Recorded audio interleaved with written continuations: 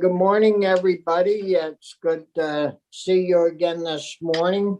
It's Friday, April 23rd, and we're going to be dealing with H421. We had a couple or three changes, I think, that Bren was going to do, and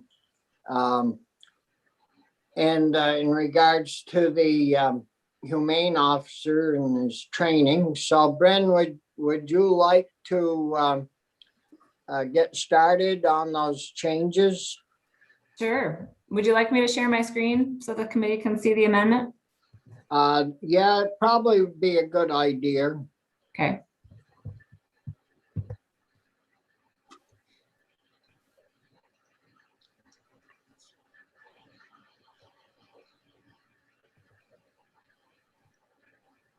Okay. See? Beautiful. Okay. Everybody see that? Yeah. Okay. So good morning, committee. For the record, Bryn Hare from Legislative Council. So this is an instances of amendment to the House passed version of H421. And there are just two instances of amendment. So if you would like to only go with one and not the other, it will be easy to just remove one. So the first instance of amendment swaps out the word agency for the word facility in the definition of humane society. Committee had some conversation about this yesterday, and it was a recommendation of one or two of the witnesses that read private nonprofit animal care facility registered and in good standing with the Vermont Secretary of State to ensure that there's an actual facility and not just an organization with that can't actually receive and care for animals. Yeah. Is there any comment on that particular change from committee members, or first, and then if the witnesses have any comments, we could talk about it right while it's fresh in our memory. Looks good to me. Yeah. Me too. What about the witnesses? Are there any concerns there with that one change? If not, we'll move forward, Bren. Okay, so I'll move on to the second instance of amendment. And this one strikes out the effective date so it can add another section to the bill. And the section of law it adds is the shelter of animals section, 13 VSA 365, which the committee also discussed a little bit yesterday. And so this, it would make two changes to this section of law. The first thing that it would do is add a cross-reference to the existing exemption for livestock. That's 351B. So it says, pursuant to that existing law, this section shall not apply to livestock and poultry husbandry practices for raising, management, and use of animals. And that that term of livestock and poultry husbandry practices is defined earlier in this chapter. So it refers directly to that definition. So that deals with the sheltering part. That deals with the sheltering part. So it makes it cross-references that exemption. So it applies to the entire sheltering statute. And the other change it makes to this section is to strike this existing language, which I think might be the cause of the confusion here, which says that this subdivision shall not apply to any accepted housing or grazing practices for any livestock industry. And the reason I say I think that might be causing some confusion is because that 351B exception as I told the committee yesterday, it applies to all of these provisions that can be enforced through the animal cruelty statute. So I think that having that sort of limited language there that offers a limited exemption might be causing some confusion because the whole statute is subject to that exemption. So the changes are to remove that language and refer more broadly to the existing exemption in 351B, making it clear that the shelter statute does not the shelter of animals statute applies to that exemption, even though it's in subchapter 2 and not in subchapter 1. Yeah. Brent, What, Mr. Chair, yes, sorry, Brent, I don't understand. Can you just help us see the connections? Because it sounds like, if I'm reading this, that we're asking for adequate shelter and then exempting any livestock and poultry. And so that can't be what we're doing. So could you just sort of string them together a little more, one more time for me? Sure. And I think that maybe you missed my conversation with the committee yesterday, where hopefully I explained it a little bit better than I did just now. And that is that the livestock and poultry husbandry practices exemption that exists currently in current law in 351B permits the Agency of Agriculture to deem any agricultural practice that it deems to be acceptable. It allows the agency to deem it legal. So that is the way the exemption for livestock works here. So because that is an existing exemption in 351B, it applies to all of the requirements in the animal cruelty chapter, including the shelter of animals statute. So in order for a livestock owner to be prosecuted under the animal cruelty statutes, the Agency of Agriculture has to find that it's not an acceptable livestock or poultry husbandry practice. So it's a different enforcement mechanism for livestock and poultry owners.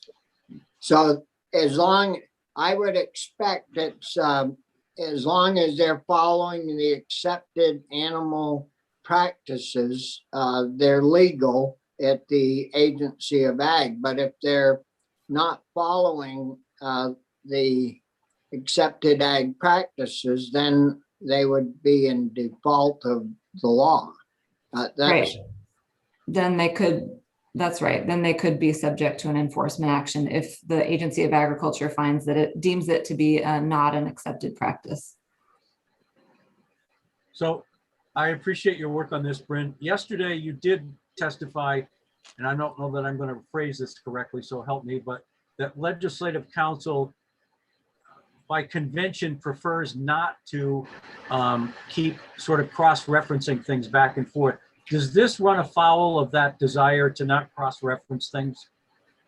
Right. So yes, and I mean, so let me just reiterate what I said yesterday, which is that it's the practice of legislative counsel to not cross-reference existing law if we can avoid it, because by cross-referencing it in one place and not cross-referencing it in another, it may appear to diminish the effect of that existing law. So we try not to do that if possible. And I think what I said yesterday is that it's really the intent of the committee. I mean, it's up to the committee whether or not you want to include this language. If you believe that there's been significant enough confusion around this, maybe you would want to make this cross-reference. But again, I do feel like I need to say that because it is an existing exemption, you may not need to cross-reference it. Okay, thank you. What I recall is last year, or whenever we changed this last, part of the motivation was that towns were getting calls and there was just a lot of confusion over what was considered cruelty and what wasn't. And so I guess I'm worried, maybe if it's just me, I'll let it go, but that we're not making it more clear. Even if it's legally clear, we're not helping with this public, if I'm a sheriff or something, does this get clear? I'm not sure. Now we've got to loop in the agency. Does anyone else have that concern? Well, I don't have the concern, but if I would think if this is in, like Bren's got it, when they go for their training, wouldn't that be explained during their training that, yeah, you can do all these things with animals, but you want to brush up on accepted ag practices and I'm sure they would have some training to go with that, I would hope. Yeah, and I also think that the other side of it is the fact that, excuse me, the farmers are confused. Farmers read the shelter bill and started getting in touch with us and saying, like, this is going to make it difficult for us to graze our animals. So it's partly the enforcement, but it's that the farmers themselves are confused. And if they see this language, it'll be more clear to them that what they're doing is okay. Don't you think it clarifies it, Chris, to some extent? And this is the training bill that we're doing, so it should be, part of their training when a humane officer goes and gets trained, or an individual gets trained to be a humane officer. I would think it would be quite clear to the instructor to have a little session on this particular, when they come to this section. What do you? All right, if you guys are convinced, then I will follow your lead. Well, let's hear from some of our witnesses, Mary or Jessica or Stacy. Do you think that this is fine? Yes, I do. And I can absolutely confirm, having gone through some of the old trainings myself, as well as being someone who's working on the packaging and delivery of the trainings that this bill will mandate, that it's really fundamental in explaining the cruelty statute, to explain to humane officers that there are across Vermont exemptions for accepted agricultural practices, and that a consultation with the Agency of Ag to get a thumbs up or a thumbs down on whether what you're looking at is accepted or not is very much already a part of existing training and will continue to be. Yeah. Other comments from any committee members? Well, just so I understand, so if someone's driving down the road, they see something that they're concerned about, they call whomever, an animal control officer or somebody locally goes to that farm, takes a look. At that point, they're calling the Agency of Ag. Is that what we're setting up here? I don't think so. I think if they're adequately trained, they're going to see what's going on and they're going to say, this is a rotational grazing farm. They're raising grass-fed animals, and they are exempt from the current shelter law. And the other They're part, only going to call the ag department if they don't know that, if they're trying to figure it out. But if they're adequately trained, this is telling them that these activities are exempt from the shelter law. and the other part of this, I think somebody brought up chickens.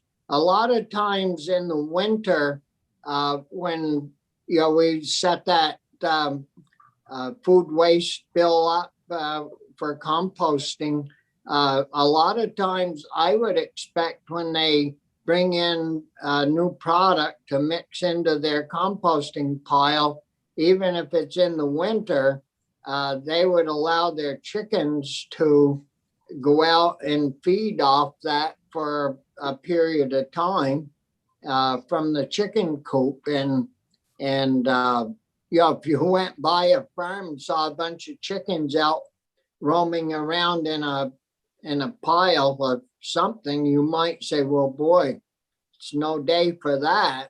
And so I think they probably have rules right at the agency in regards to accepted ag practices, and would, that would allow that to happen. Any Okay, other? I'm good. Thank you. Well, you're giving up too easy there, Pearson. I was going to respond to Senator Pearson's question, if that's all right. Sure. I wanted to also point you to, there's another statute that deals with enforcement actions, 354. And that requires that before a humane officer can undertake any enforcement action, including just asking for voluntary compliance from the animal owner, that humane officer is required to verify with the Agency of Agriculture that the situation justifies action. So before even that preliminary step is taken, they have to consult with the agency. Yeah. Very good. Are there other, you can flip that back, I think now, Brenda, so we can see each other. It's a lot better to look somebody in the eye and see how they're doing. So are there other comments in regards to that last change? No, Nope. no, everybody's pretty good. Corey, you all good? I'm good, thanks. Yeah. And are you folks all set? The witnesses, Mary and Jessica and where's Stacy? I lost my video, but yes, thank you for the change. Appreciate it very much, Mr. Chairman. Yeah. So I think those are the two changes that we talked about yesterday. And so if everyone is satisfied, does the committee want to hear from anyone else in regards to 421? If not, would somebody like to make a motion to move the bill as amended? Brian? Thank you, Mr. Chair. I'd like to move that the committee vote out draft 1.1 of H21 favorably. Is there a second to that? Sure. Yeah, it's been moved and seconded that we vote out H 421 draft 1.1 as amended. And is there any further discussion in regards to the motion? If not, Corey, would you like to call the roll? Sure. Senator Collmore, Yes. Senator Parent, yes. Senator Pearson, Yes. Senator Polina, Yes. Senator Starr, Yes, 5-0. good Who's gonna vote. report it? Anthony, you want to report this? I'd have to be reminded of what the rest of the bill does. It's basically narrowing down, narrowing down the number of people who can become investigators, correct? Is that the right way of putting it? Yep. And Well, also, yep. Yeah, Brent can give you a little synopsis of the different parts. Yeah, a little summary would be good. That would be helpful. Sure thing. Appreciate it. So would you send that to Linda, Anthony? Yeah, so I send her we're basically, we're reporting the bill as it came to us from the House with this amendment. With So I two, send her the amendment or I send her the whole, Linda will know what to do. yeah, you send the whole bill as amended and then run through the whole bill, quickly on the floor. Right, And just report on the bill with the changes. right. Yeah, I'll do my best. And Linda, I will send you an edited version of that bill in just a couple minutes. okay, so is there anything else from anybody? Hopefully, for our witnesses that are with us, the bill will help you folks, help our animals, and it's a step in the right direction to make sure that our animals are treated in a humane way, and it's been good working with you. So thanks a lot for your help and your assistance, and we'll move on. Thanks a lot, Brent. Appreciate it. Thank you. It's incredibly appreciated. Thank you. Yeah. Tell Topper I said hi, Mary. Tell Topper I said hi, Mary. Oh, I will. I will. I will. Have a good day, everyone. Thanks, Jessica. Thank you. Bye-bye. Have a good day, folks. So, we'll move on to, Michael. I think he's with us on 420.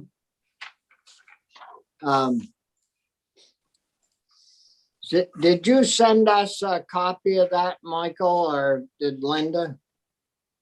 Of 420? Yes? It's I on your don't, bel- webpage for today as it passed out of the house. And I'll be happy to send you an email of that. Yeah. So, I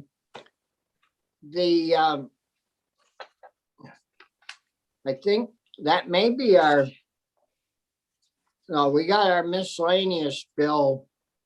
Well, that's 420. Yeah, did we have some stuff? Did we talk to you, Michael, about adding some things to this bill? you talked to me yesterday about potentially changing the numbers for the on-farm slaughter to Oh, increase the allowable number of animals that could be slaughtered under the program. You asked me to Yeah. look at what other states were doing. Most states, well, I'll step back. Most states allow in some form ritual slaughter, and some allow it to go on the farm, but their statutes are fairly quiet about it. The states that are less quiet about it are and have a more than just ritual slaughter provision.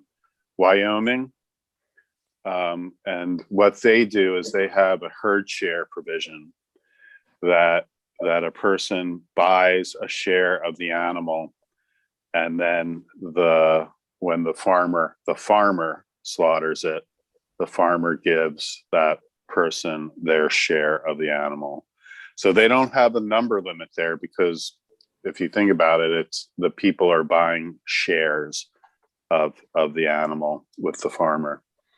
Maryland doesn't really have a specific on-farm provision. They have what's called at the farm sales, which you basically need to have a custom slaughterhouse. But there's definitely a move in Maryland for small ruminants to allow for on-farm slaughter. What they've been doing with their at the farm sales is they have a monetary limit. You can't sell more than $40,000 worth of the at the farm product. So I think you have a couple of different options besides just animals. You could go to a herd share model like Wyoming. You could go to a monetary annual sales provision like Maryland's at the farm. Or you could just tweak the numbers that are in the Vermont's law. Corey is new to the committee, and so probably you aren't up to speed on like the numbers of different types of animals that we can allow to slaughter on the farm, or are you, Corey? Because we No, could, I don't. yeah, we could have Michael. Do you have those numbers right in front of you, Michael, or? I do. So just for context, federal law and state law requires animals that are going to be sold for their meat to be inspected by a licensed slaughterer, and to be slaughtered by a licensed slaughterer and inspected by USDA or state inspector during slaughter. There is an exception to that under federal law, and that exception is that the owner of the animal can slaughter for their own use or for their non-paying guests. And so a few years ago, there was a desire for, it was really came from the slaughter of goats for certain communities in the state. And they were wanting to be able to slaughter according to their religious practices. You know, you have to face the animal towards Mecca, the animal can't be stunned, etc. And so they were looking for an opportunity to do that. And farmers were looking for an opportunity to sell more animals without the I'll just say the rigmarole of the slaughter requirements. And so what was done after much work with USDA came up with an on-farm slaughter provision that allows a person to go to a farm, buy an animal, and then slaughter the animal at that farm, provided that the farmer that sold the animal does not assist in the slaughter, and that the slaughter occurs in sanitary conditions so that the meat is not adulterated. When that was done, there were limits on the amount of animals that could be slaughtered on any one farm annually. And for swine, it's 15 swine. For cattle, it's 5 cattle. For sheep or goats, it's 40. How many pigs? 15. Yeah, okay. And then there was a kind of an umbrella, and any combination of swine, cattle, sheep, or goats, provided that not more than 6,000 pounds of the live weight of livestock are slaughtered per year. You'll note that poultry is not referenced because poultry is, there's a separate federal law that allows up to a substantial number of poultry to be slaughtered on a farm without inspection, and that is dealt with under a different state law. Yeah, we raised that number a few years back, didn't we, Michael? Yeah, I'm trying to find that. It's quite, is it I is it- think 5 or 10,000, I thought. I think it might even be higher than that. I know we jacked that up when they had that portable slaughter facility that would run around from farm to farm. Mhm. So anyways, well, Michael, when you find that, just let me know. I talked to Chris a little bit about raising those numbers, and we thought that it would be good to bring that before the committee with all the meat, local meat business and the slaughtering business and people wanting to buy that. This past year during COVID, everything got bottlenecked up and it didn't happen because of our rules and regs. And so I thought we ought to at least talk about this a little bit because it is in the bill. So anyways, Brian? Thank you, Bobby. So what did you and Chris think might be a good number? Or did you? Well, get that far? we never talked about numbers, I don't think. We just talked about the idea and we decided that we'd bring it before the committee and we would, decide as a whole to recommend certain numbers, but 15 pigs isn't very many, or five beef isn't very many. That's for sure. And I haven't heard of any problems from, the ag agency or the newspapers or any of that on this on-farm slaughter business, and just felt that, we opened up the raw milk a little bit for those folks. And so, and I think the time is good to raise these numbers to help the beef and the chicken and the pork and lamb even. Do we have lamb in there, Michael? Lamb It and just goat? says sheep. It just says sheep. It's sheep or goats. See, and, maybe it should be expanded to mutton, and so, Chris? In terms of picking a number, Michael, do you have parameters for us? Because this is all really tiptoeing around federal regs, right? It's yes, I wouldn't say tiptoeing. It's you're utilizing the personal slaughter exception in a way that is different from most states. Wyoming is the closest, and they do it. They were going to follow Vermont's model until last year. They introduced the herd share model, and that it's the same concept. You, instead of you buying the animal from the farmer, the whole animal, you buy a portion of the animal, and that allows the farmer to slaughter and provide the cut to the purchaser.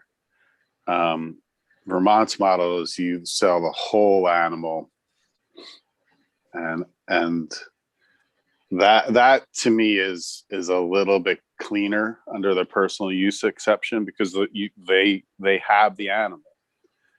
Some states say the purchaser has to have purchased the animal for a certain amount of time.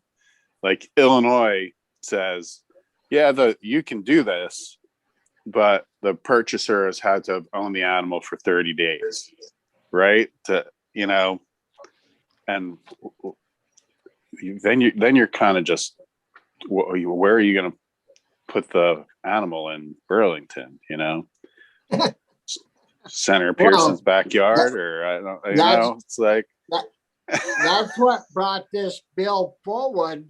Was in the city, you had some religious groups that were butchering their animals in their backyard, but one guy didn't have a backyard, if I remember right, so Right. he did it on the front yard.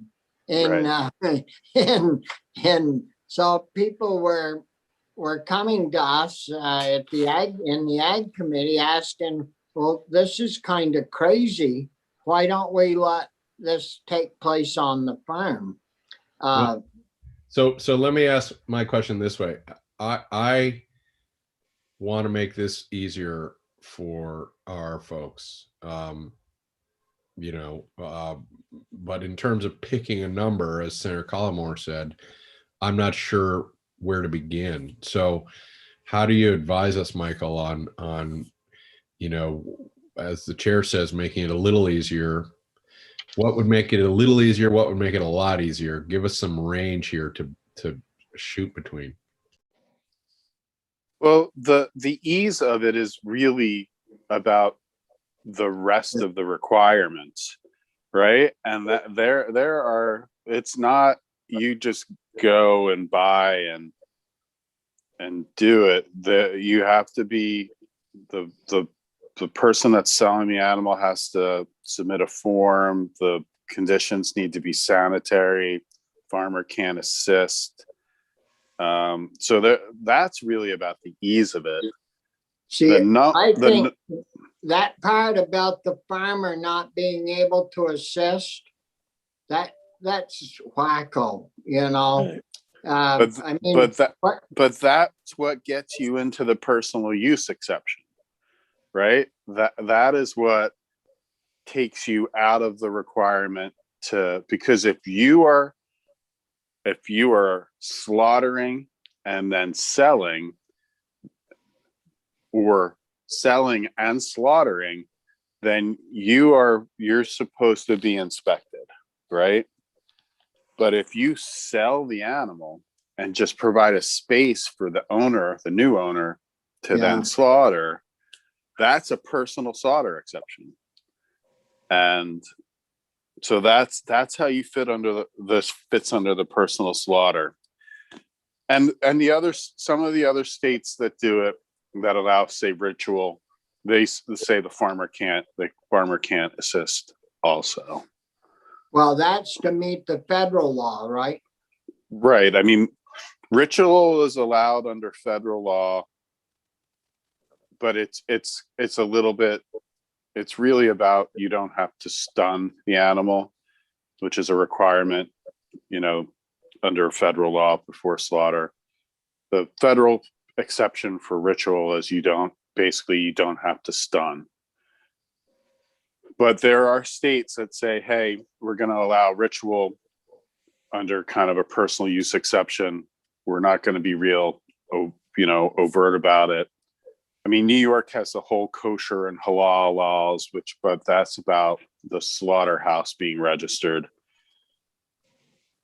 But New York definitely kind of has they let this go on for ritual purposes, but under the personal use exception. So there used to be a guy from Milton or up that way that used to come in that sold a lot of animals down in Burlington that's where this all got started. And I think, you have to have a cement slab and that you can hose off and like a drainage thing that goes to the manure pit and all that good stuff. But I like the idea of that farm share or herd share provision myself, that then the farmer can help slaughter as long as he buys 10 pounds of the meat. And so the person that owns the animal could make a deal with the farmer. Well, rather than you charging me, I can give you, or I will give you 10, 15 pounds of the meat for your cost in helping me slaughter the animal. Because a lot of people don't have a clue. I mean, neither do I, a clue in how to slaughter an animal. I mean, I've never slaughtered an animal in my life and lived, in the rural part of Vermont and on a farm for a lot of it. And so how that's does a different model, right, Mr. I agree that did catch my ear, and actually, I think comports more with what people are experiencing. They buy a quarter of a pig or whatever, and so that is kind of the consumer mindset, as I understand it already. But that's a different model, but it doesn't therefore have these limits, right, Michael? It does, if you look at I'm looking at the Wyoming law right now, there is no limit in it. What the regulating factor, or the factor that you have to have a written contract to establish the herd share. And so go ahead, Michael. That's how they formalize the ownership interest. And that's then allows for assertion of the personal use exception under federal law. See, as families, years back used to have, like I was saying, 5, 6 children, and they could consume a whole beef, say. But, with a couple of children nowadays, one or two children and you don't need to buy, a whole beef. And the way our law is set up, you can have as many owners as you want, right, Michael? Under our law, like 4 people could buy one beef and quarter it and divide it up.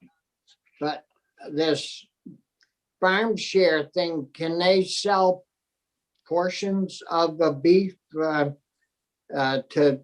can they still divide it up? So like 3 people could own a beef? Yeah, so the way that it works in Wyoming, it's you go and the farmer gives you your meat. It says the acquisition of meat from animals by an informed end consumer shall not constitute the sale of meat products in contravention of this act and shall not be prohibited if all the following are met.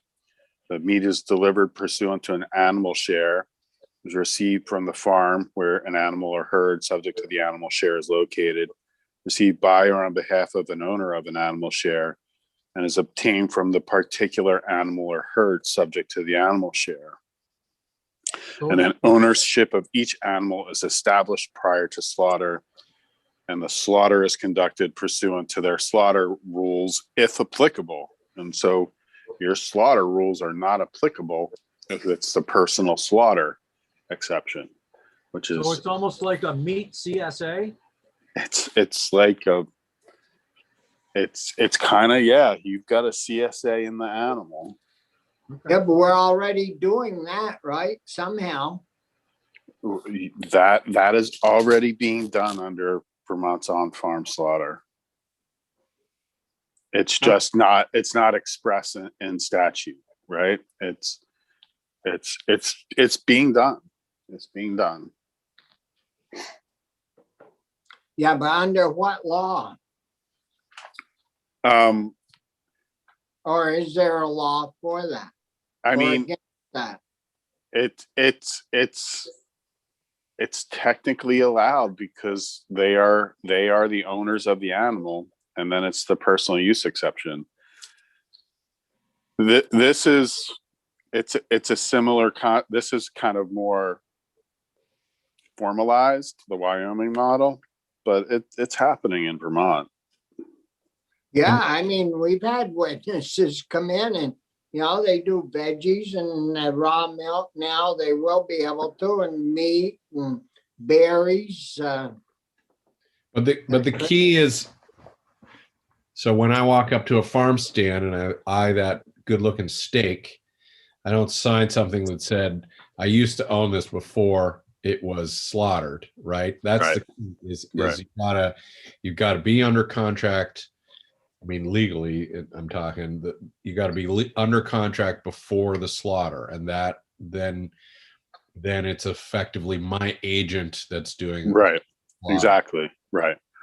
That's and that's how CSAs work, because you signed your share agreement prior to them providing you the food.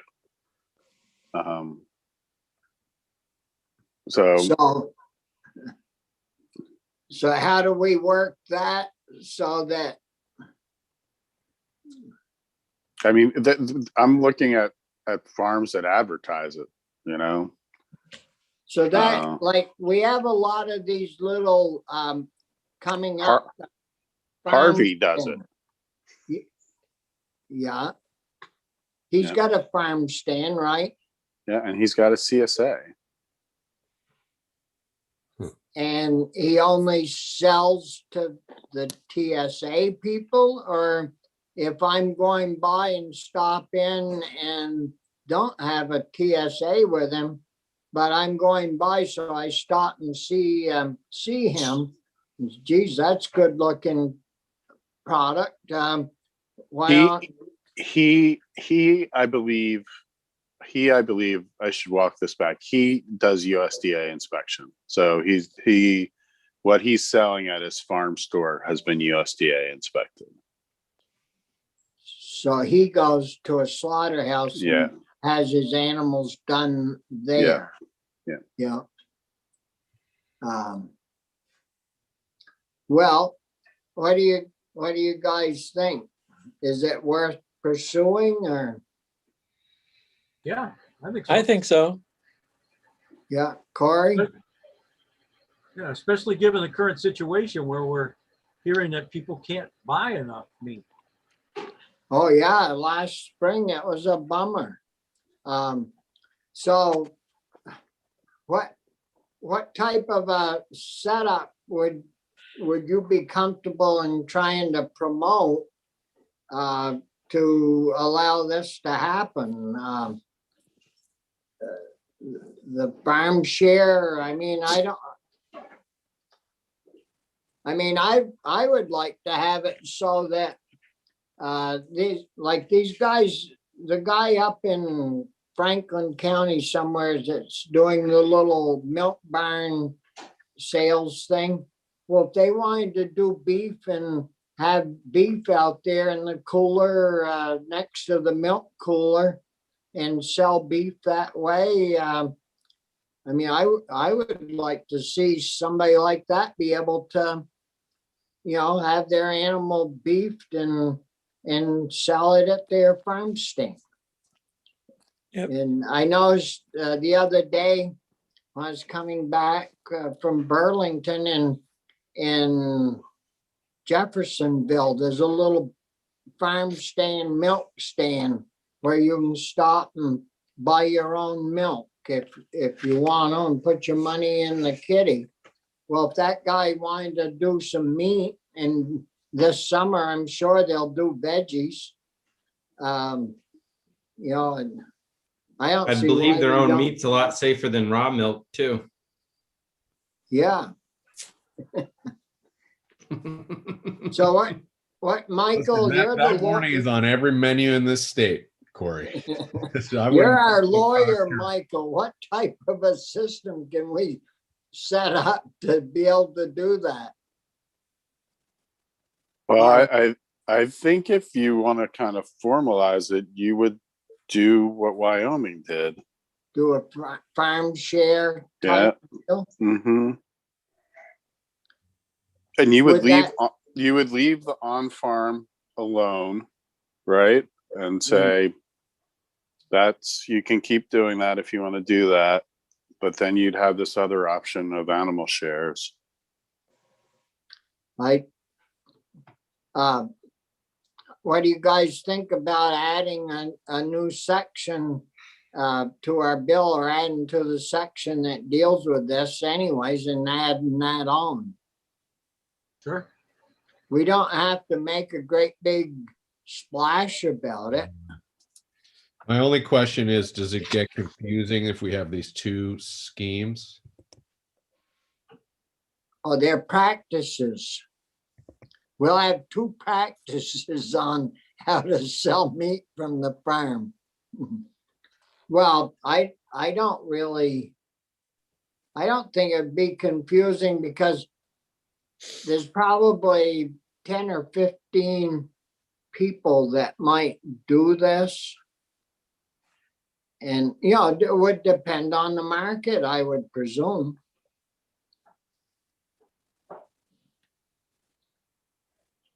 I think where this would be different from on-farm slaughter, the current on-farm slaughter, is that only allows for, I believe, quartered. That's as far as you can go with the processing of it. I think you're right. I think we changed that in the last couple of years. I do. Yeah. remember.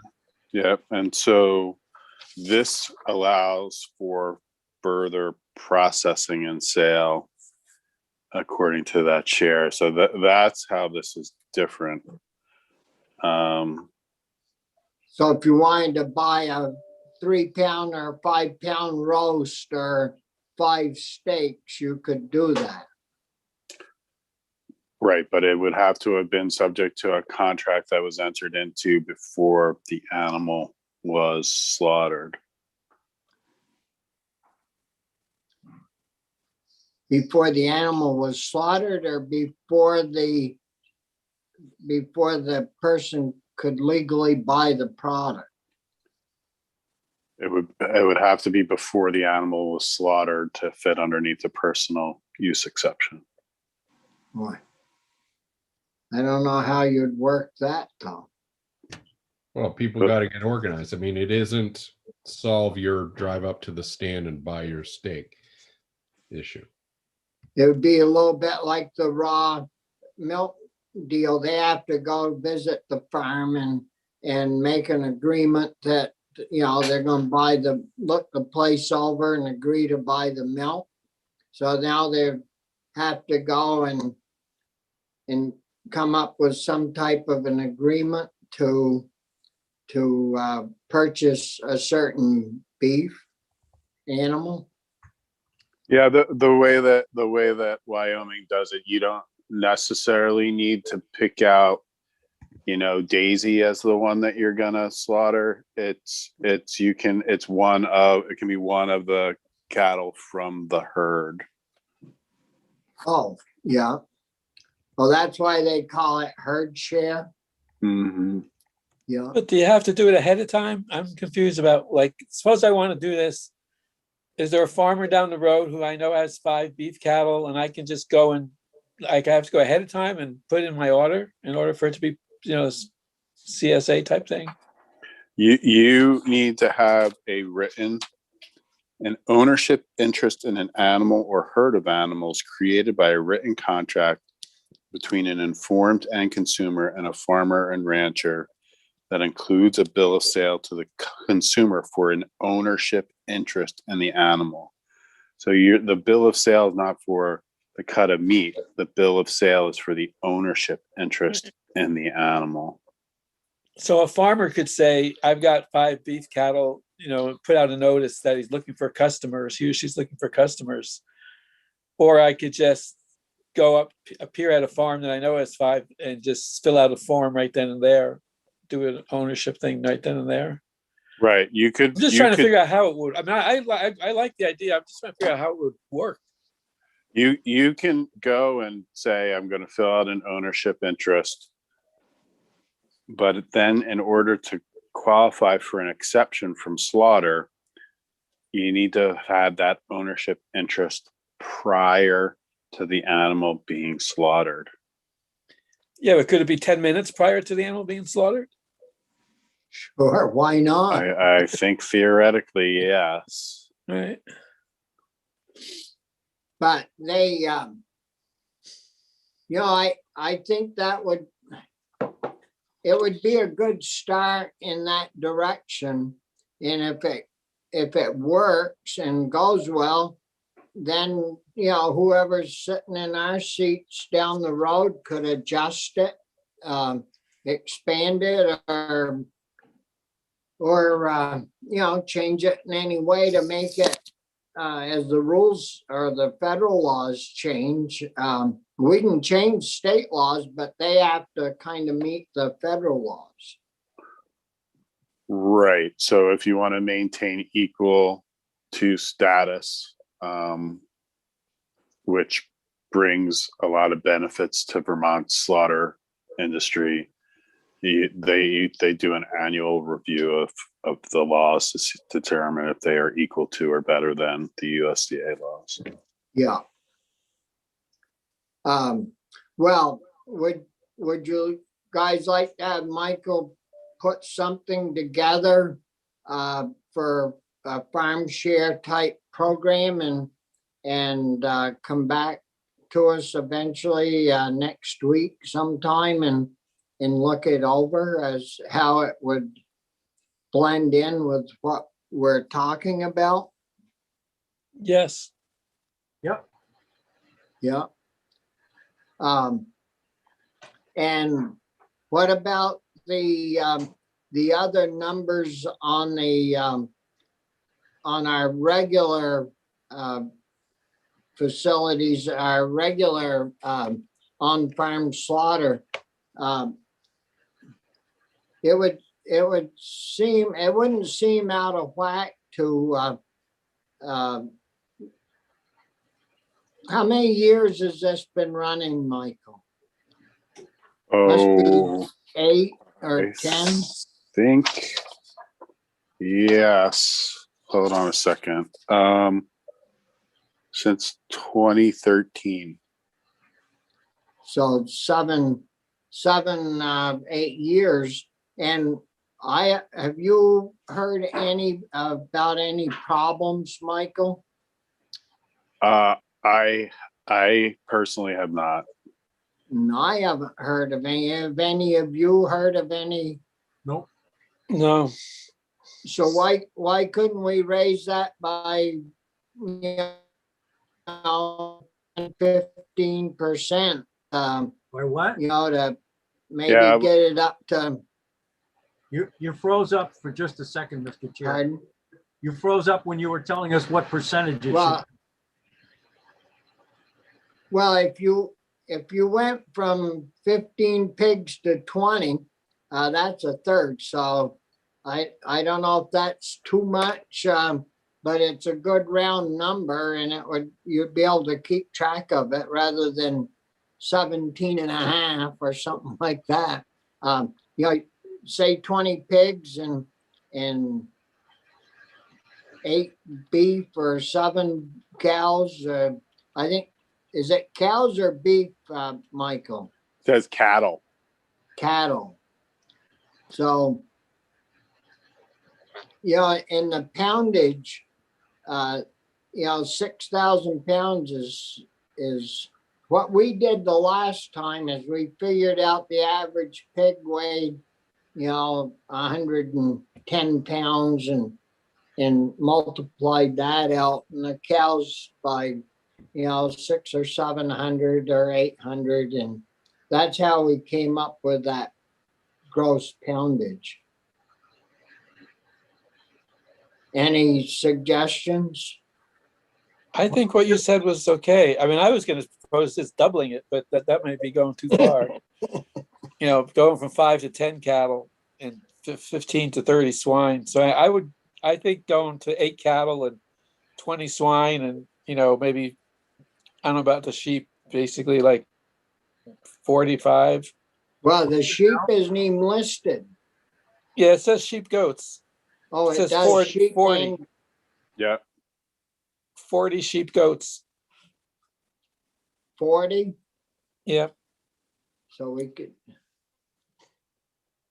Go to 60. Yep.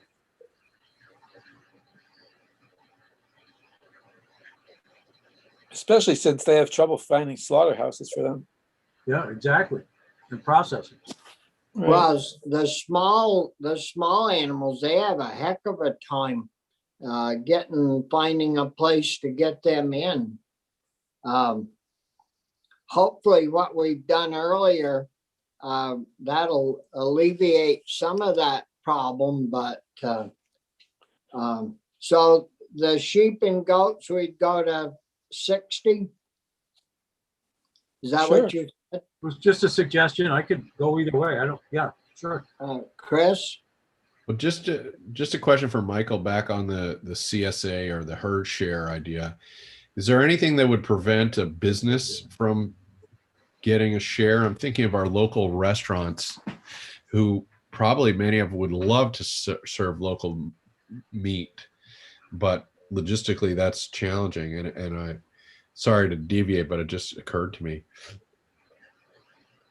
Um, I think it has to be an individual. I don't know that it could be a I'm business. only hearing about every 4th word. Oh, In the summary, it says a person or persons purchases the livestock.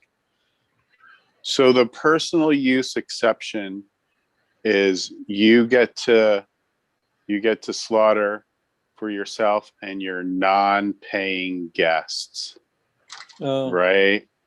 So I would think that if you were then going to provide that product to a paying customer, that you would probably raise the interest of USDA and the Agency of Agriculture. But if it was the CSA, if we were developing a new program and just fashioned it differently, maybe that would be possible. Well, if you were, It still has to I- go through the same exemption. right. I mean, restaurants can buy local meat right now. They just have to have it USDA or Agency of Agriculture inspected, right? This is to avoid inspection, and to qualify for the personal use exception, it's for yourself or the non-paying guest. I don't think that restaurant could do it under the personal use exception. Or they could charge $80 for a salad, but the meat's free. Just kidding. I think it's a great idea though, Chris. You are there's gonna be a whole, I'm going afield, literally. Michael, I was because- just kidding anyway. No, I'm there, you cannot sell wild game that you take yourself in a restaurant. Well, there's this whole model out west to set up a lodge where you go to the lodge and you pay for a room, and then they feed you dinner from their home kitchen or lodge kitchen, and it's from wild game taken in the field. And so you're on our column where that it's the same concept. Again, I want to make it Pay for clear. a membership. Yeah. I want to make it clear for those of you Food's watching. I was not serious with that comment. Okay. We're not advocating breaking or trying to get around the law, but I do think Senator Pearson had a great idea. But I don't think it's possible the way it's currently structured. I'm just curious because that's potentially major market, right? Yeah, More than families who can, just the volume. But but sorry, I've diverted us, but it's an important. I appreciate the time. if the market would bear though, Chris, you think about it, if somebody got used to eating native beef from going to the farm, like we're trying to set up, and it was, really good and wholesome and they enjoyed it, they might go to their favorite restaurant and say, you guys ought to hook up with Joe Blow, the farmer, and buy some of his local beef. It's delicious. Well, then the farmer would just take that beef to the slaughter facility, try to make arrangements with and have it inspected, and then he could sell it to the restaurant. I'd sell them maybe 2 or 3 beef or 1 a week or something like that. But by getting people used to eating locally raised grass-fed beef, the word would get around. Well, we can only solve so many problems. So, yeah, at a time, 1 or 2. Now we can do 4 problems at a time. So, Michael, you think it'd be worth your time to try to put something together on that farm share? Sure. And did you propose to, you want to increase the numbers for the existing on farm, correct? Yes. But I didn't hear a number for cattle. I think you were kind of freezing in and out when you said cattle. Well, it got me to stuttering. It wasn't the screen. No, we were talking about 7 or 8, but then Anthony got in. Did you want to go to 10, Anthony? I would if we could. Well, what the heck? We're the ones setting it up. I'd say sure. So do 10 then there. And then the sheep and goats, somebody had 60. some part 60. Yeah. And then what we've got to do is come up with the weight. Can we just, I'm sorry, I'm not looking at the language, so these numbers seem totally random to me, but can we just pick sort of a principle? We're gonna increase it by 40% or whatever, something that, and then apply it across the board. Wouldn't that help us as we pitch this to the floor? Yeah, you're right. These are Um, random. So if we're going, that's 25, that's 100%. Well, we won't get the 10 cows, but it Well, I looks mean, to I'm me- open for a big number. I'm just saying, like, let's be able to summarize it. We've agreed to do this.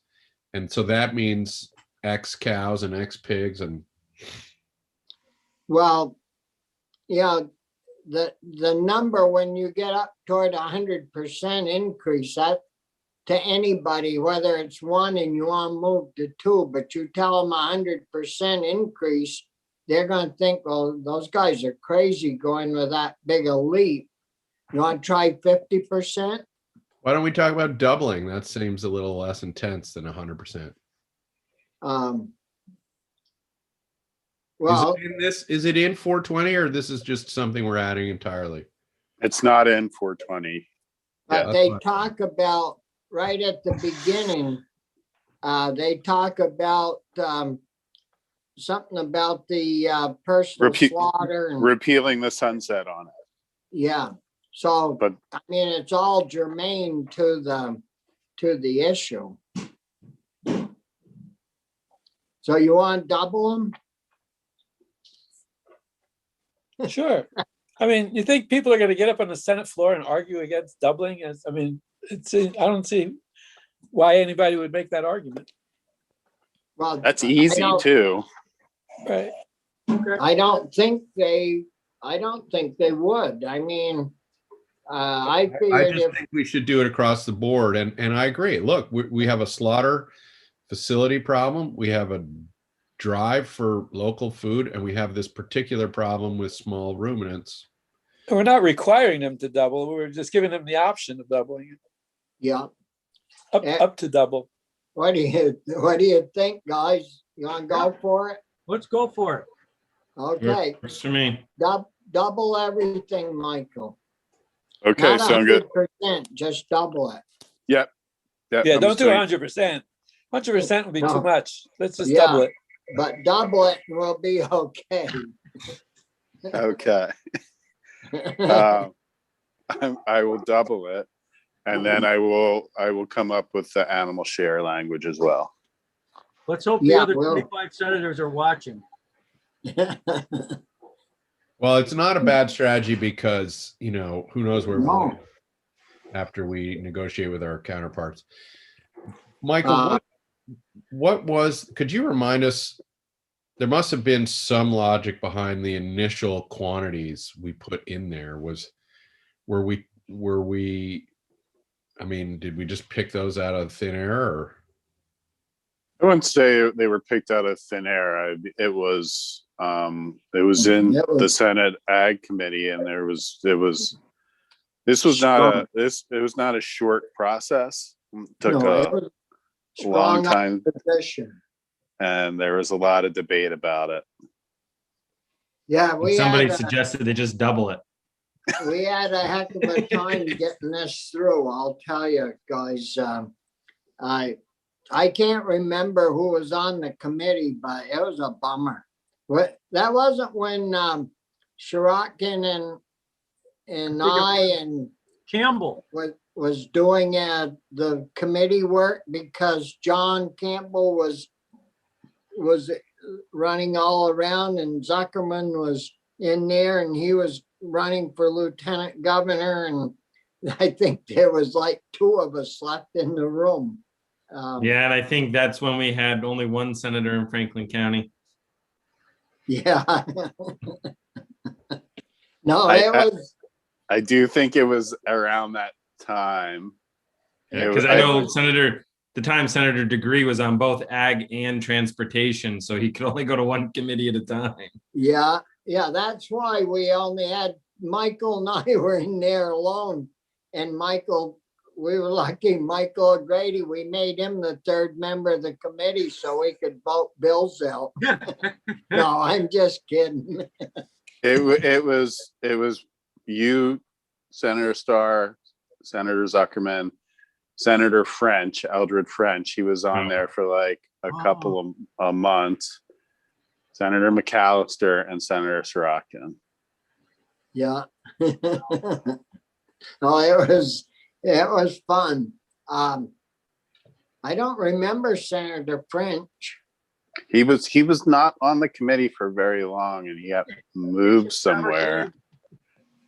But anyways, but the agency bucked this every inch of the way.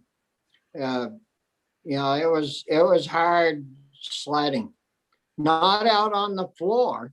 It was hard right in the committee room, not amongst us. It was the ag agency just kept, Randy Quinville and that crew just kept coming in and beating up on us all the time. But anyways, that's water over the dam, and I think these are good moves forward, and it'll certainly be beneficial to our farmers as well as our consumers. I don't think, I didn't talk to you about anything else, did I, Michael? Not specifically, no. I think you wanted me to talk to Allison Eastman, and I had a conversation with her yesterday, and I need to follow up on that with some other people. Yeah. Yeah. Okay, so you want to run through our purpose was to run through the bill, I think. Okay. So do you have it all in front of you? Or are you looking at it on your committee website? Yeah, 420. Okay. So the first section is, as Senator Starr referenced earlier, the repeal of the sunset on the on-farm slaughter. When it was enacted, there was the concept that you would revisit it in 5 years, and you did. And then it was extended in 2017. And then now it's being proposed to just be repealed. And Michael, who is there a particular contact at the agency we can connect with and get confirmation that there's been no issues with this? Because it's, you know, we'll be saying, look, we're going to make this permanent. We're going to double the amounts. So any recommendation for us there? It's well, there's Kristen, but it's who took Randy's place, and I am totally blanking on that right now. Well, I assume we'd have them in at some point, but it's I don't think I heard you, Pearson.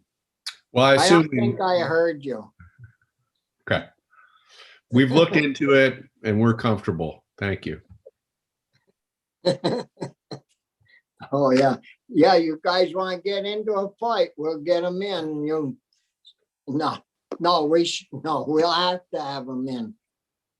Yeah, and Linda just sent a note. Kristen's supposed to come next week, so we can break the news to her.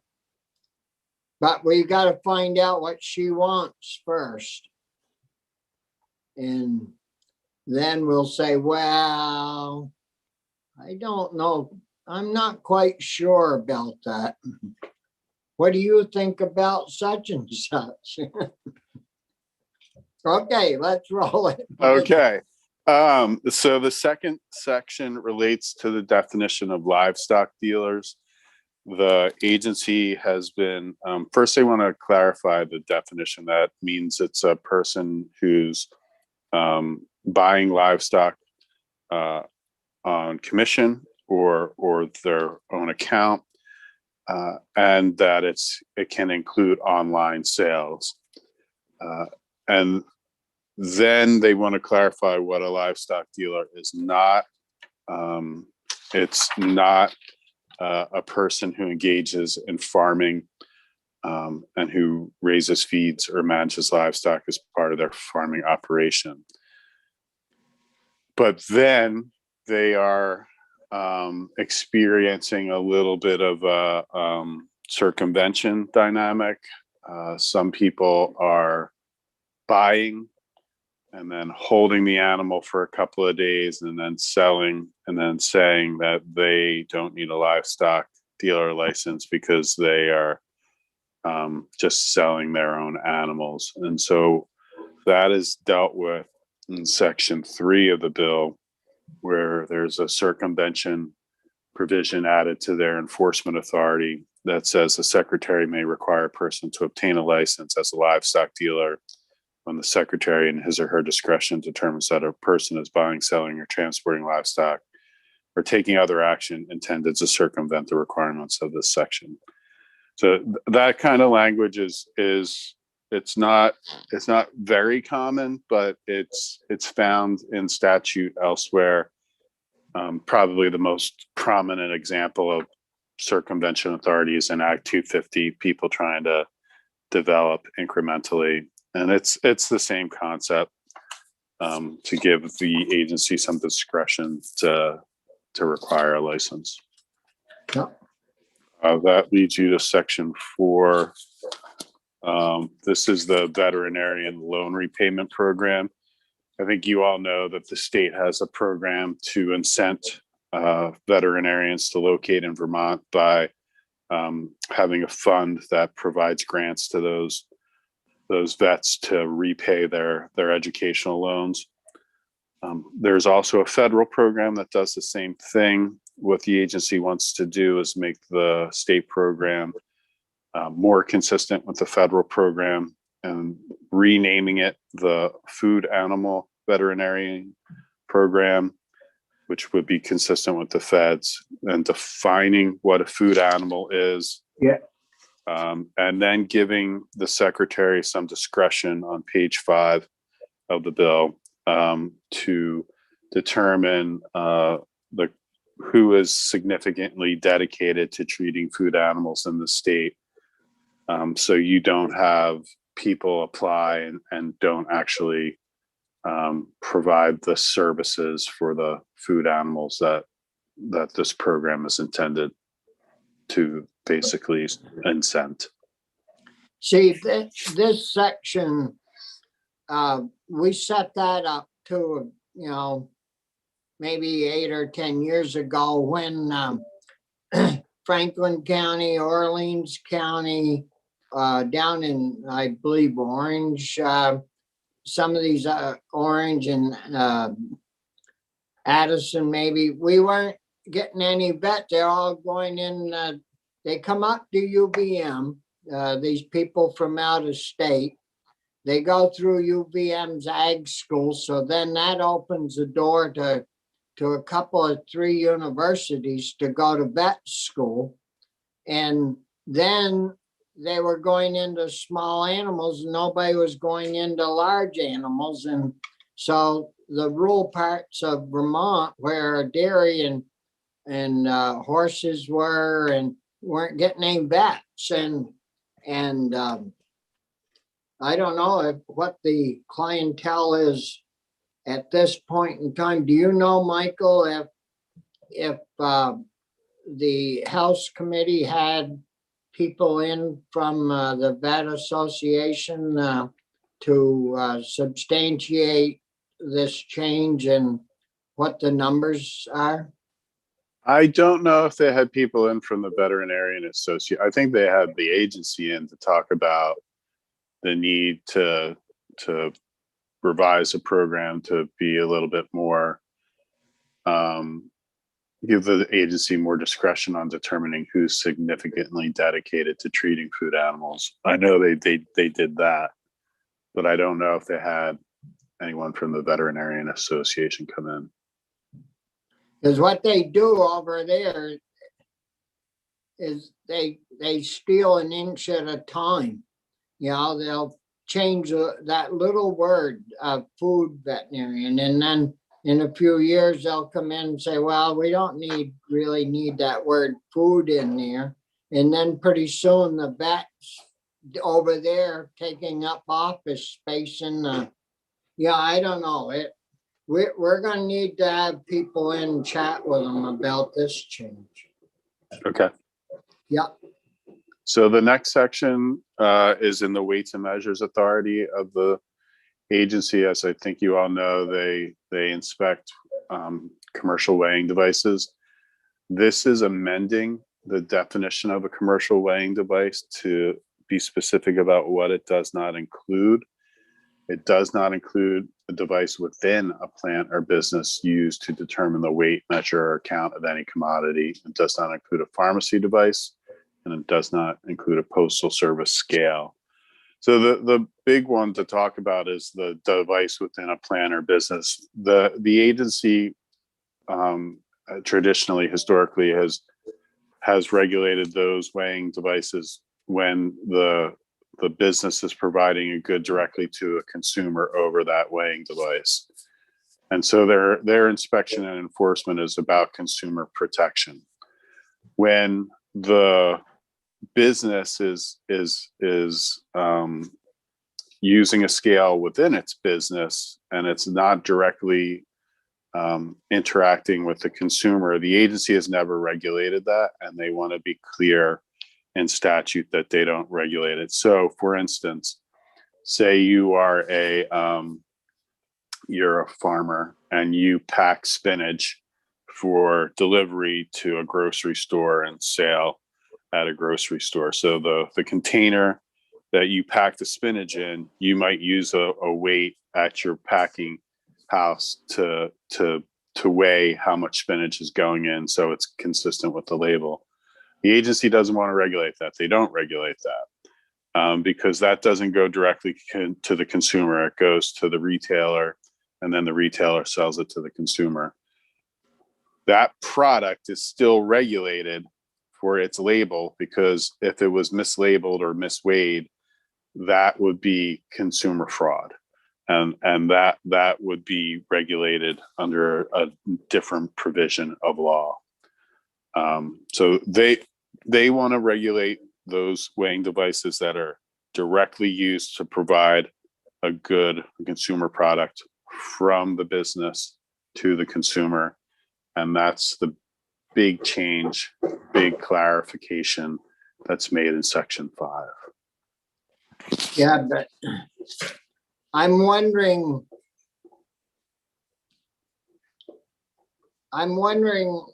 what type of, within a plant or business used internally to determine, like I'm thinking of large scales, like up here, like Culkin's sand and gravel. Sure. Would that exempt them from checking those scales? Well, Culkin's, they sell directly, right? So they sell directly to businesses, don't they? And like you can take your truck to them and they fill the truck, and then you go onto the scale and it's weighed, and then you pay for that, right? Yeah. That's directly to the consumer. Okay, what about at Pike Industries where they sell asphalt to the state and to individuals as well? If you're in the yard paving business, would that mean they wouldn't have to weigh their scale, check their scales? I think that's still directly to the customer. I would say, if you say just use a asphalt or maybe just a gravel, you can go and you can buy a bag of rocks, right? You can go to the Home Depot and buy a 50-pound bag of rocks. And so well, what about those scales that they the quarry? the 50 quarry pounds of company, rock. the quarry company is probably filling those bags with a certain weight of rock, and they're probably using a scale at their facility to weigh the rock, so that they don't provide more than they want to sell in that package. That scale used at the quarry facility to pack that bag is not going to be regulated by the agency, because the product is the bag and it has to be labeled correctly. It has to say how much a rock is in it, weight, etc. And that's regulated under consumer protection laws.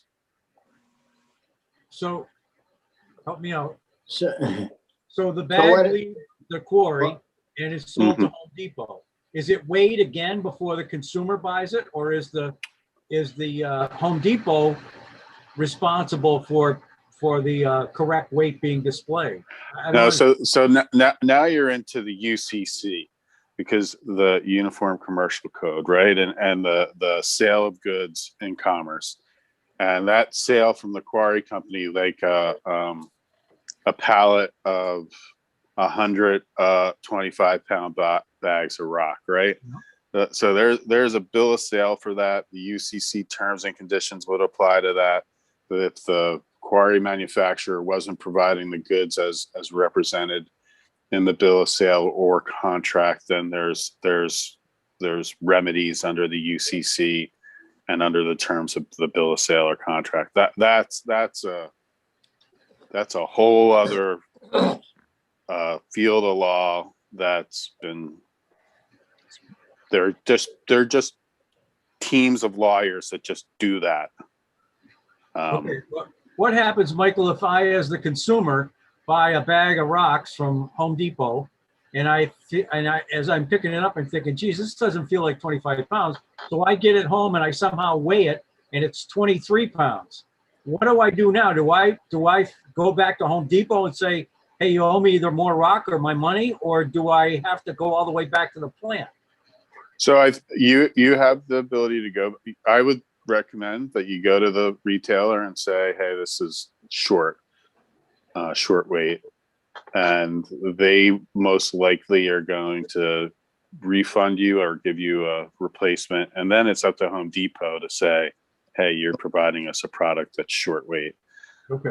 If the retailer doesn't replace or refund, then you have a consumer protection complaint that you would file with the Attorney General. So how does this exemption from the Ag Department change what's currently going on? It doesn't really. It just puts the clarity in Okay. law. So it's clear that they aren't regulating these types of devices. Okay. Thank you.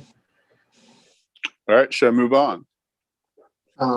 Is it fair to say that the onus on this example falls to the business, the Home Depot? They got to take care of their own self, and the AG and the Agency of Ag at some level are just in the consumer front. Yes. So what about the postal service? Every time you ship a little package, you have to go in the office and they have to weigh it. Who's going to be checking on them? The feds regulate the postal scales. They have their own. Those bums. If they could jip everybody out of an ounce every time they go in there, at the end of the year, they might take care of their deficit. No, so they have people that go and weigh, check the scales at the Federal Postal Services. They have requirements for the accuracy of their scales. Yes. Yeah. Boy.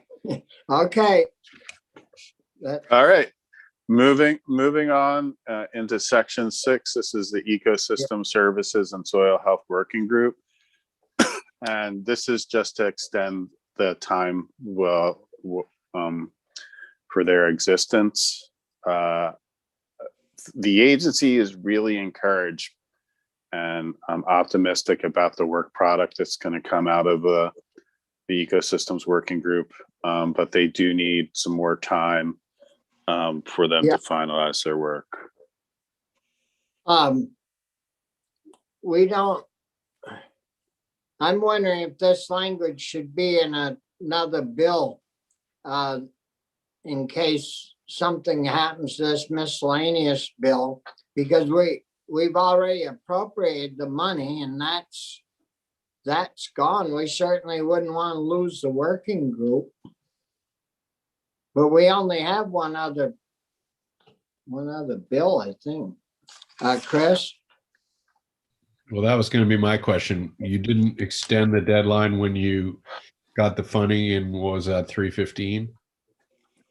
No, I think we just appropriated the money. There was no comment about it was gonna sunset or something like that. Is that what this is doing, Michael? Well, right. So it sunsets February 1, 2022.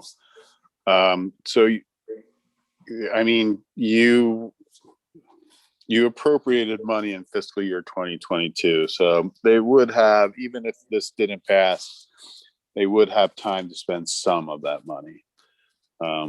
But they would, fall 5 months short of the full fiscal year. Could we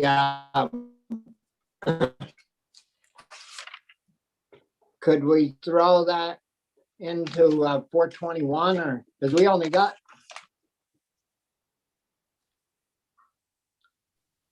You're what breaking about up. throwing that language into 421 as well, Michael? Is that Is would that- 421 the humane bill that you just did? We just Yeah. voted that one out.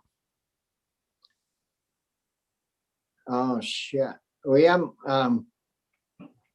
Can you Yeah. put it in the budget? well, I could speak with Jane about doing that too. We Yeah, could okay. offer a floor amendment on 421 as a committee. Why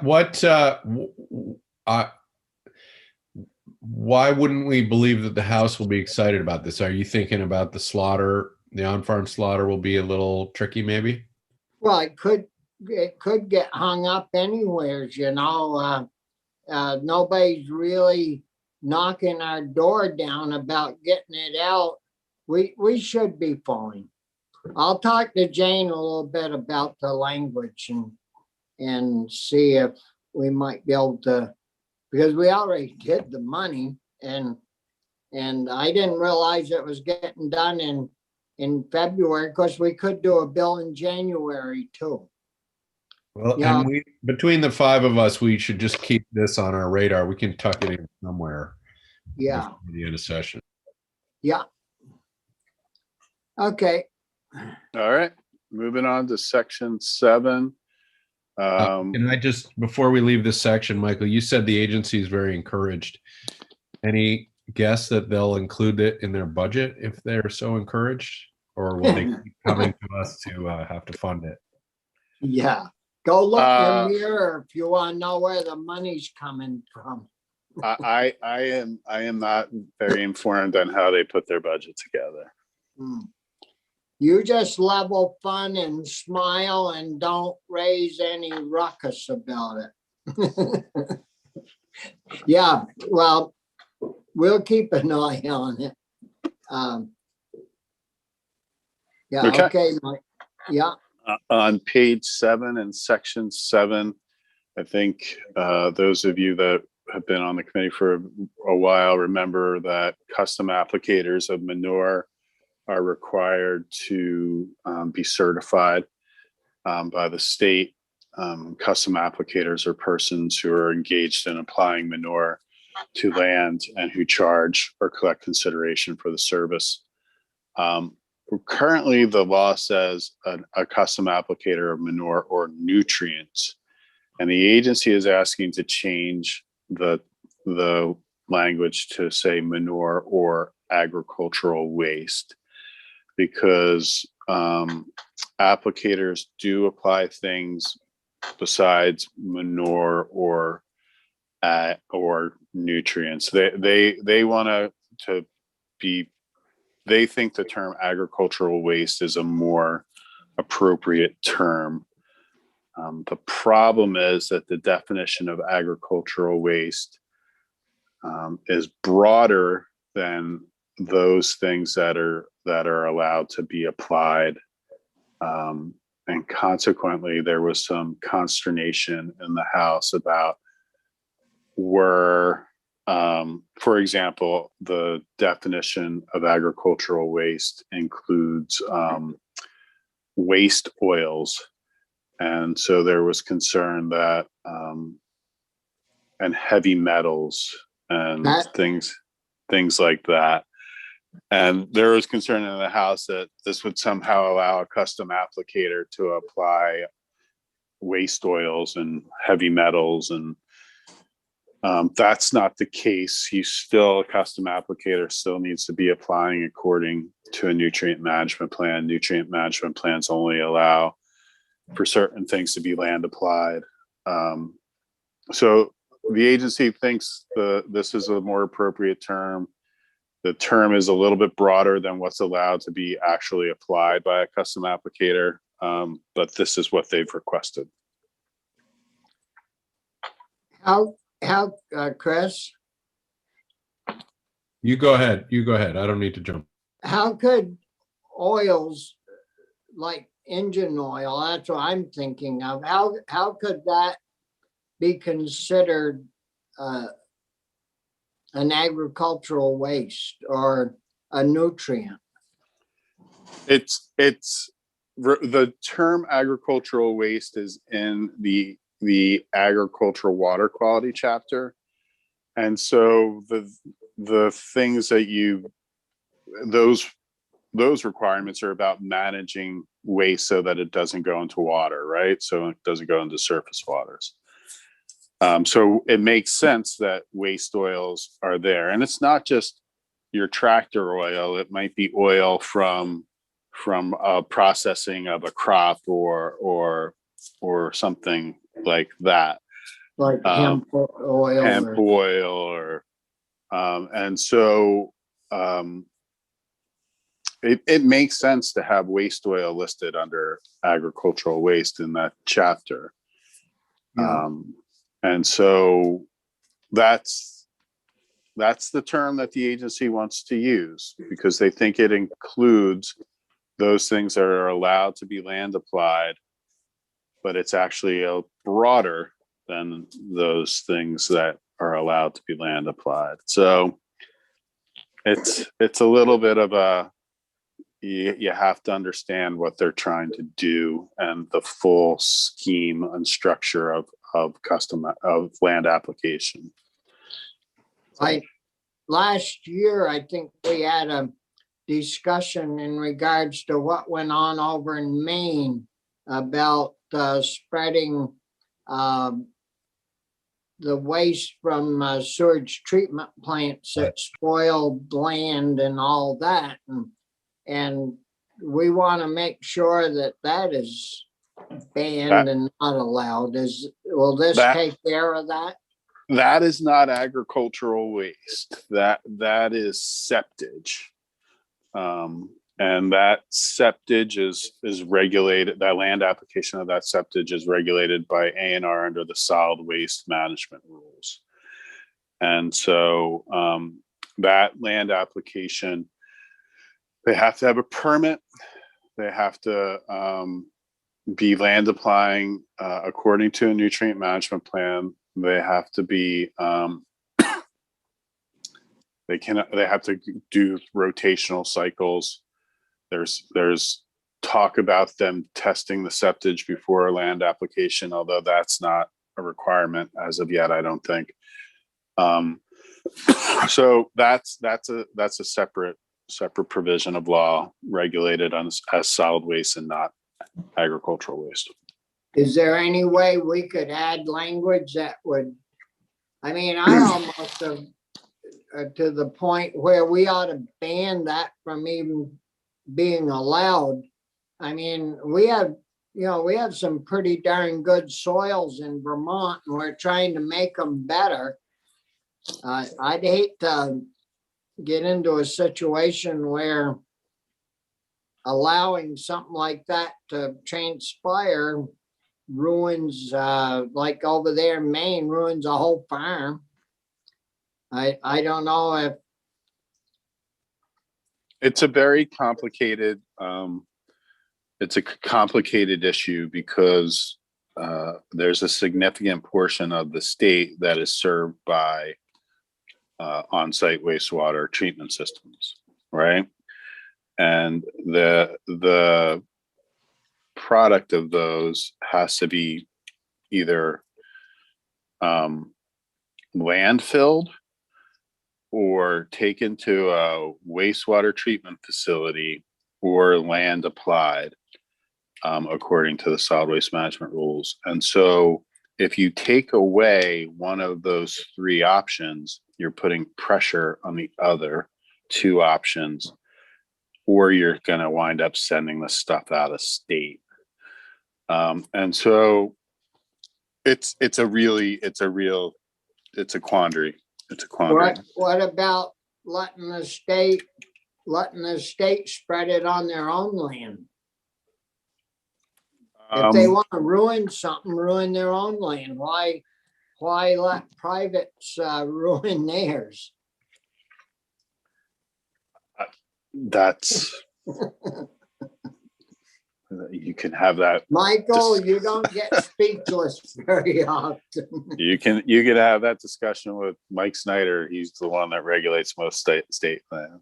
I don't know. Any of you guys got any thoughts on what we might, if we think it's bad enough, do we need to deal with it, Chris? I don't have a specific thought on that. I am observing that we clearly have missed you, Michael. It's nice to have you around. I am wondering, though, are there applicators of nutrients that we're now losing here that, you know, is an inadvertent change? Because doesn't this get into a fee at some point or have an implication there? So when you look at the definition of ag waste, it includes things like synthetic fertilizers. So you're not necessarily losing them. It includes ag waste, includes plant nutrients, includes pesticides. So those things are still going to be regulated. I guess we'll keep moving. Mr. Chair, you're raising big questions. It's obviously been difficult and it's a horrible dynamic, and I wouldn't pretend I have a fraction of the problem, my arms around a fraction of the problem. It doesn't sound like it's changing here, but it's not improving either. I'm sure it's not, and I don't know. Anyway, I'd be glad to join you in investigating it further, but I don't, and it could fit in here, but I'm not hearing that we're really changing any of that dynamic in here. Michael, do you think it would pay to have you or somebody that works in the council review what transpired in Maine and to see if they changed their laws or anything to prohibit this from happening or tighten up the regs on what's allowed to be spread? Or So I don't know how they responded. I don't know how Maine responded, other than they prohibited the sale of milk from that farm because the PFAS levels were too high. I know that A&R and the Agency of Ag have this on their radar. I know the guy at A&R that runs the program, Eamon Tuhig, has been working on it. It's a difficult issue. I don't know. I can look into how Maine responded and let you know how Maine responded. Well, usually you get a little taste of something that's bad, but you're better off to deal with it early on than trying to correct an issue after it gets out of hand. And as long as this material that are coming from our facilities is tested, but it should be, it should be tested against, the chemicals that are in that waste. And, maybe like in Troy, maybe this year it's all fine and good to go on the fields, but maybe next year there's some junk in there that we don't want, on our fields that we're trying to keep good soils in, and it should go to landfill, but it should be tested, I would think, but talk with the guy at A&R and see what he says, and because I don't want to cause our municipalities problems, but if we do have a sort of a problem there, or one that we think could be a problem, we better get to testing that stuff before it gets spread on the fields and harrowed into the land. Then be a heck of a lot cheaper to do that testing than it will be to spoil, a few hundred acres of good land, because they aren't making any more land. But anyways, let's roll. Okay. The next section, you can really go to section 8. That is just a correction to a cross-reference. You'll see on page 10, subsection C, I just cross-referenced the wrong thing. And so that's just that change correction. Section 9 relates to the agency's provision about when they collect information, data from questionnaire surveys, etc. That information is public, except that they don't disclose the identity of the individual persons, households, or businesses. As you know, through the CRF money last year, they created a bunch of databases, and they're using databases more to manage some of their funding programs and regulatory programs. And they want to be clear that databases and the data in those databases is subject to this provision. It's going to be public, provided that they will remove identifying information. Yeah. If any of you have any questions as we roll through, I'm sure none of you are shy, so. Okay. Yeah.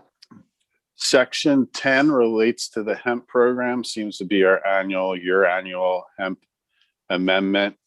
This is really about what's going to happen if the feds don't change the hemp rules to allow for more flexibility for states and cultivators.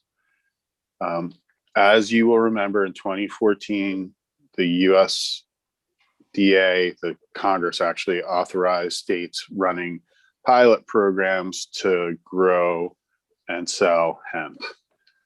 In 2018, the federal farm bill included a provision that would allow any state, regardless of whether it was a pilot program or not, to regulate the cultivation and sale of hemp, subject to criteria that were going to be established in a USDA rule.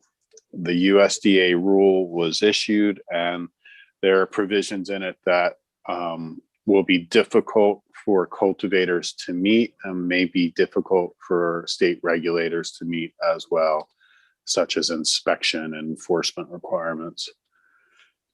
So during the discussion about that rule, the feds said that states that have been running pilot programs could continue to run their pilot programs through the 2020 growing season. The feds have extended that ability for states with pilot programs to continue their pilot programs until January 1 of 2022.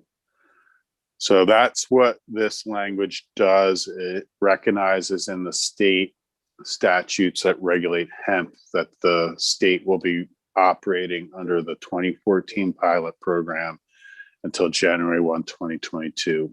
Hopefully, the Fed rules will change before then. If they don't, then you're probably going to have to discuss what you want to do with the state hemp program. So, but this will give us another year. It gives you another growing season. And that's basically what the changes do. Yep. Yeah, that's good, right, guys? So, on page 14, section 11, this is about emergency planning for food security. I think you all know that the state has emergency planning requirements, and part of those requirements is that all agencies have to have their own annex to the state emergency management plan.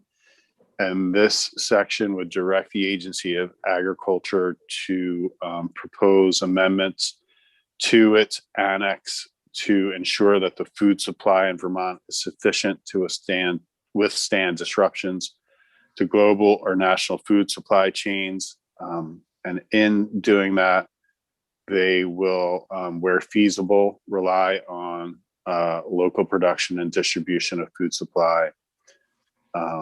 And so the concept here is to develop a local food supply or encourage the development of a local food supply chain that will be able to withstand disruptions to the national food supply system.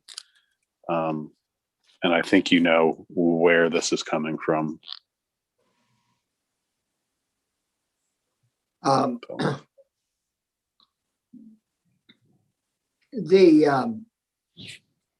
Yeah, I mean, I would think that we would have been doing this anyways. And food hubs, and we've had a lot of discussions in regards to food security. So is there comments on this section from anybody? It's a good thing we opened the meat market business up earlier. Yep. We'll have meat to eat. And then that's the last sentence section is the effective dates, and the hemp provision needs to go into effect on passage, and everything else is July 1, 2021.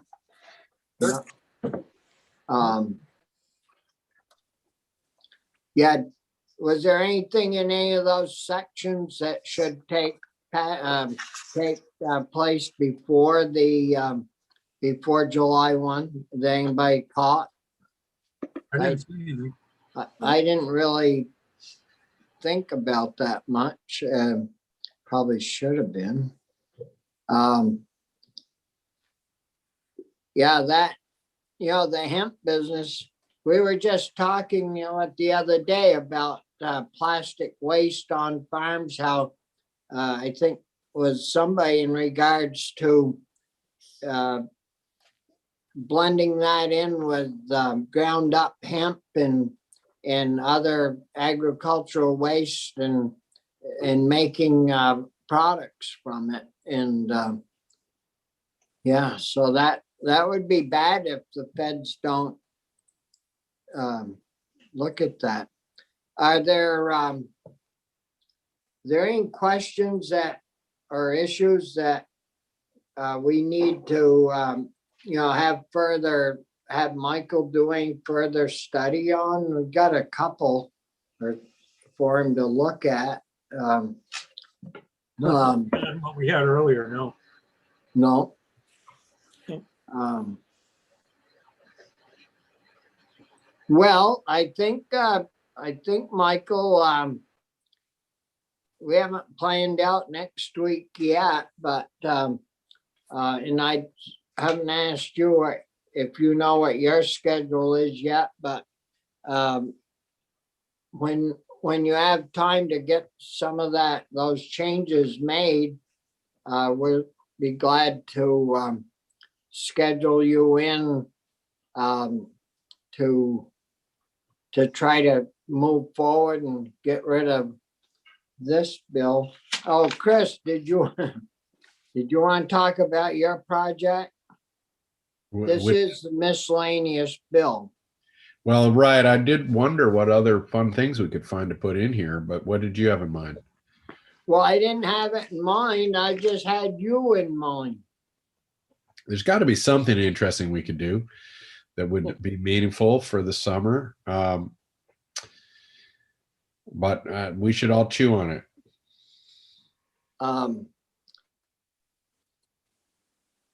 Parents got some What ideas. about, what's the commercial feed and fertilizer issue that, is it, did we do an S81 or something, or commercial feed and fertilizer bill?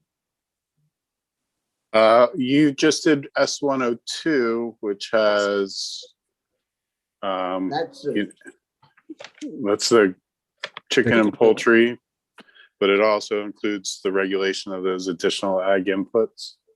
yeah, maybe that. I don't know S81. S81 is something related to disclosure of tax information to facilitate COVID-19 unemployment insurance benefits. Yeah, no. And we've still got Russ's bill that we can go to work on once we get all this stuff done, because it's going to be a nightmare figuring that thing out. I think that's S83. And the farm housing stuff, that's handled elsewhere, right? Well, I think you guys all got an email from Gus, maybe yesterday or the day before. Yeah. They're rolling along, I think, pretty good at this. But there was an issue that, Senator Starr, I've got to leave to go to Senate Judiciary for the Ag Tourism Bill. yeah, no, Is that okay? yeah, sure. Thanks a Okay. lot, Michael. Thanks. Michael. Have a good weekend. Yeah, too. you too. Somebody spoke to me. Bobby, I about- gotta, Pardon? oh, go ahead. I was gonna say, I got a ag land mitigation bill for airports. I'm looking for a home for. What is it? Well, our airport in Franklin County is actually a big opportunity for economic development, and there's other airports across states similarly. So I've got language that doesn't require we mitigate the ag land that might be right next to an airport, so we can have economic development at our airports. But I tried the T bill, didn't go there, but I'm looking for a home for it. You got somebody that could come in and talk to us about what, or you could, or what, yeah, we certainly don't want to curtail business. And I've never seen a baler in that field where the airport is. I mean, it grows up in old hay, and then it dies and goes in the ground. And then the next year, I mean, they call it ag land, but. Well, like next to ours, it's a sand pit. You're not growing much in sand. No. But I can send you I'll email you the language today, and I can give you a call this weekend on it. Yeah, send it to everybody, Corey. Yeah, I will. But Chittenden County would love to get some of those businesses out of their backyard so they can breathe good. They don't breathe good in Chittenden County. Our air is polluted down there, but we're all paying the price, right, Chris? Actually, Burlington was just credited with having some of the cleanest air of any city in the country. So, Well, it's because they didn't come to the Well, rest of where- the state. Where the because of heck, because of the where's weather. our dirty air that we're spending 200 million or 300 million on trying to clean up? Well, that's not concentrated here. It's on everyone's tailpipe. Yeah. Well, hell, you But got the more- airport in Franklin counties could, if done right, can create about 1,200 jobs is the estimate. The expansion that's going in up there. But how many, what's the acreage, Corey? It's a couple hundred. I don't think it's not very big. Well, I would say there isn't too many more acres than that in that whole field. No, and I mean there's a private developer next door that I think the airport would like to, they did a land swap. And I think that land, and it impacts all the airports. AOT is very interested in the language. It just, we didn't get finalized language till late in the T-bill process. So I've been monitoring, looking for a home for it that I might be able to get it in. Well, who's your regional guy up there in Franklin Tim County? Smith. Tim. You ought Tim to Smith. make- Pardon? Tim, right? It's Tim Smith. He'd probably come in and talk about it. It's a big issue for them. Well, I mean, what the hell? We may as well invite him down once we get, I mean, Michael's comments done next week. I'd like to get this bill gone by the end of next week because we may be shutting down morning committees after that. But like last night, didn't hear a word about shutting morning committees down. So see if he could come in, Corey. Yeah, I will. Tuesday or Wednesday, sooner the better, I would presume. Yep, I'll talk to him. And, have him get a little map and so he can explain it all to us and how about the town fathers? Where are they on it? The town wants it. I mean, I think they're trying to get more money out of all of us. We put $1 million in the T-bill for a water and sewer expansion out there. They got a Northern Borders grant to expand. They still got to come up with about $1 million of their own, but I think they're trying to have us all find the $1 million for them if we can. But we told them we gotten them almost 2 million of their 3 million. They got to put a little skin in the game. All that new money that's coming here at the end of the month or something. Troy, I know, is getting, Little Town getting 500,000. Yeah, they are. So that certainly gets them closer. I think at the end of the day, they'll need about $750,000, but the high school supports the expansion. Everybody in around does. So it's nice to see. And the language I put together, this is an issue at other airports, not just Franklin County. So I had the language done that it helps all the regional airports. Yeah. Well, see if Tim can come in next week and we'll at least listen to him and talk about it. All right. Sounds good. Yeah. Anything else, guys? All set. No. Yeah. Well, very good. Maybe, Chris, Corey's gone now. I think maybe you could get the F-35s moved to Swanton if we could get that expansion going. You'd win the beat heck then. Well, we did. I remember exploring whether or not the Rutland Airport would be more suitable for them. And Not even close to being big enough. I think Swanton would work good because they'd take off and they could fly north, taking off and be over Canada and, you know. Canada would love that. Yeah, Canada. Sure. They No, probably guard open is- the port. They might Air Guard open has the put in- borders. The feds have put in millions of dollars of upgrades at our airport for. Yeah. No, But that. good idea. Thanks for the thought.